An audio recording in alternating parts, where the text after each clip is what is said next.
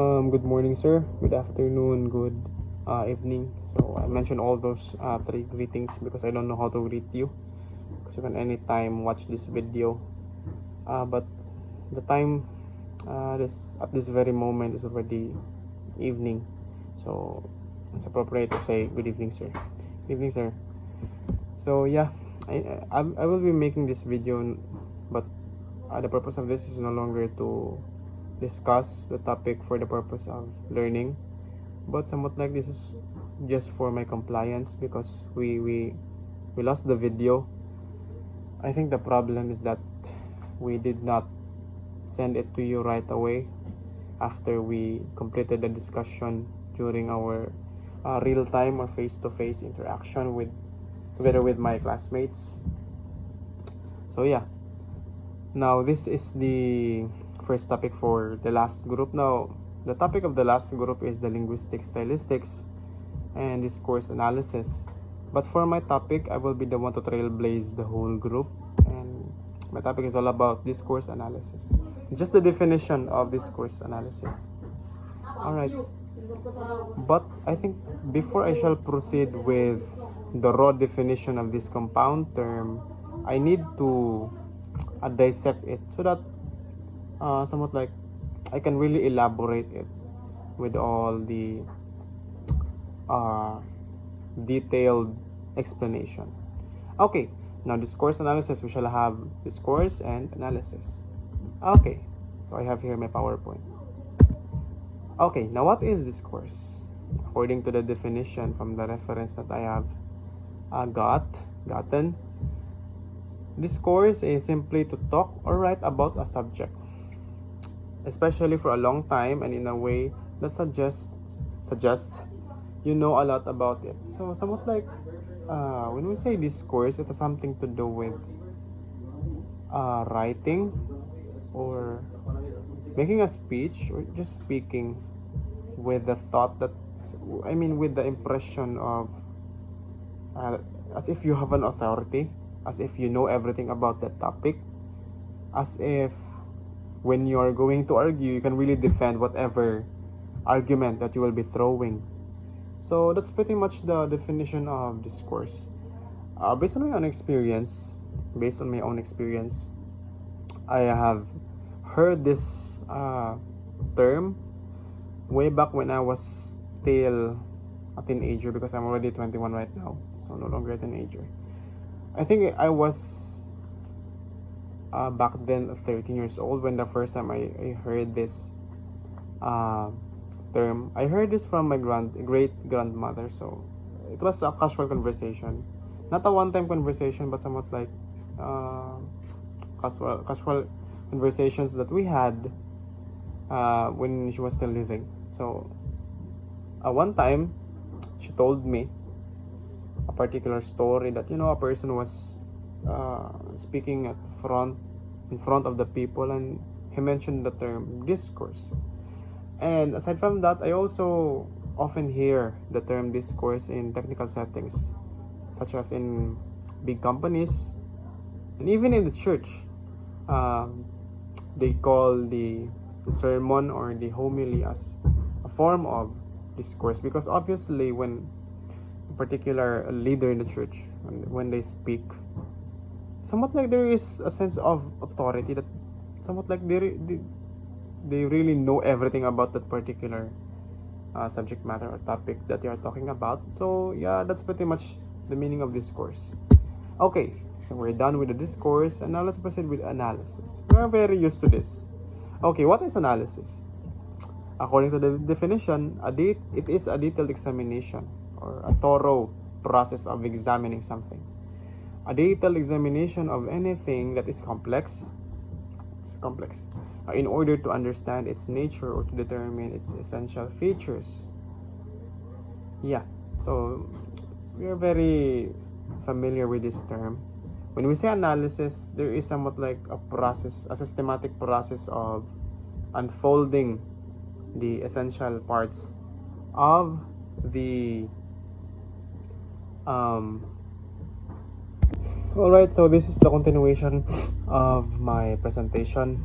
I have to cut down the video that I have took first because my laptop had shut down, so there's really necessity for me to restart. Okay, so I'm already on the definition of analysis. So going back, when we say analysis, this is simply trying to understand the essential feature of a particular information. So yeah, that's it. Okay, now to put it together, what is discourse analysis? So what does it mean to say discourse analysis? Okay, now it is a research method for studying written or spoken language in relation to its social context. So the key term or the key word here is social context. Alright, now it aims to understand how language is used in real life situations. So beside social context, we have another key term so that we will be able to really understand this term. We have real life situation. Now the bottom line is that when we say discourse analysis, this is the pragmatic level utilization of a language. When we say pragmatic, this is the practical part of language. How does a particular word mean in that particular context? So yeah, that's discourse analysis, the practical part, the pragmatic level of using language. Social context, real life situations. Okay, now to understand further, this is my example that I have given to my classmate. I'm just going to read it. Imagine you're playing with your friends, okay, and you're all talking and sharing stories. Now discourse analysis is like paying really close attention to how you all talk and what you say.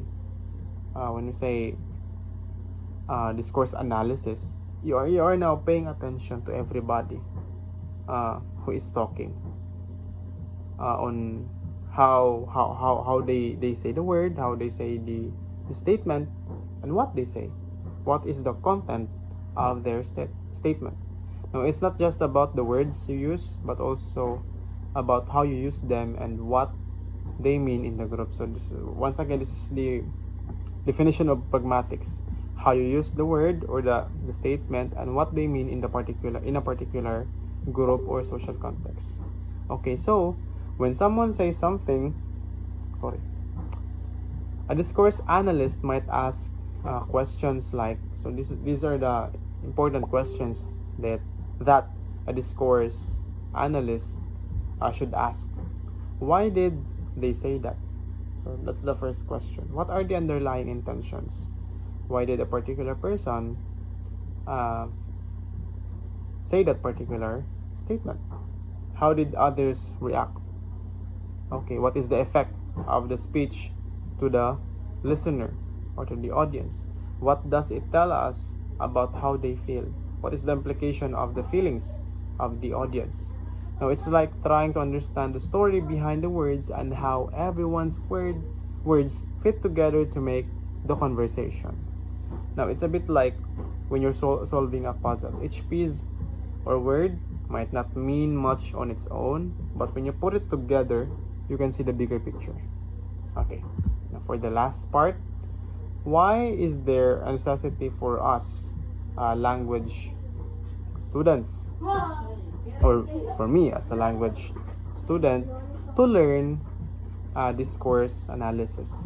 So practically, if I'm going to proceed to my career as a English teacher, I do really need to acquire skills about analyzing discourse, because it helps me understand how people communicate. In what ways do people communicate? What they mean? So what are the meaning that they're trying to convey with their messages, and why they say certain things? What are the underlying intentions? Why do they say those statements? Why do they write this particular essays? So whether their intentions is to just simply inform, to argue, or to persuade somebody. So that's the importance of learning discourse analysis.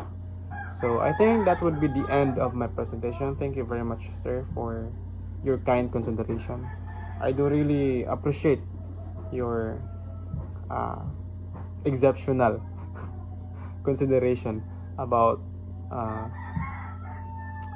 our request to have a remedy from the trouble that we have created.